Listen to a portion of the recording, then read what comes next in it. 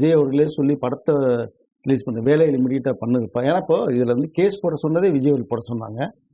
ஏன்னா time duration இல்லை, 5ஆம் தேதி தான் சொல்கிறாங்க ரிவைசிங் கமிட்டி 9 படம் ரிலீஸ். இது நிறைய பேருக்கு எல்லாம் அதை கேட்டாங்க, நம்மளும் நிறைய பேசியிருக்கோம். நான் ஷார்ட்டாக போயிடுறேன். இப்போ அதனால் திரும்பி கேவிஎன் ப்ரொடக்ஷன்ஸ் சென்னை வந்து இப்போ உட்காந்துட்டு வேண்டிய வேலையை ஏற்பாடு பண்ணியிருக்காங்க. கேஸ் வாபஸ் வாங்கன்னு விஜய் அவர்கள் சொன்னதுனால கேஸ் வாபஸ் வாங்க போகிறாங்க. இப்போ நம்மளுடைய சென்னை ஹைகோர்ட்டில் வந்து அவர்கள் கேஸ் வாபஸ் வாங்குறதுக்கான அந்த ஒரு மனுவை கொடுத்த உடனே அதுக்கு வேண்டிய நடவடிக்கை உடனடியாக எடுக்கப்படுறது. எடுத்துட்டாங்கன்னா சென்சார் சர்டிஃபிகேட்டில் அந்த தணிக்கைக்குழு அதிகாரிகள் வந்து இதில் மறுப்பு தெரிவித்து வாய்ப்பு இருக்கான்னு நான் நினைக்கிறேன். நான் கேஸ் கொடுத்ததே கேவிஎன் தானே.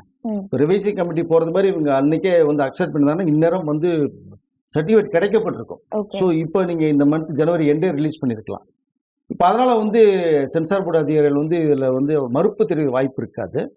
கேவிஎன் எடுக்கக்கூடிய ஒவ்வொரு நிமிடமும் இப்பொழுது வந்து அவங்களுடைய பொன்னான நேரம் சொல்ல வரேன். நான் உடனடியாக அவர்கள் வந்து கோர்ட்டை அணுகி டக்குன்னு இம்மிடியட்டாக மனு தாக்கல் பண்ணி வாபஸ் வாங்குகிறோம் அப்படின்னு சொல்லி கொடுத்துட்டாருங்களா, அவர்கள் வந்து ஓகேன்னு சொல்லிட்டாங்கன்னா இம்மிடியட்டாக அந்த கேஸ் தள்ளுபடியாகும்.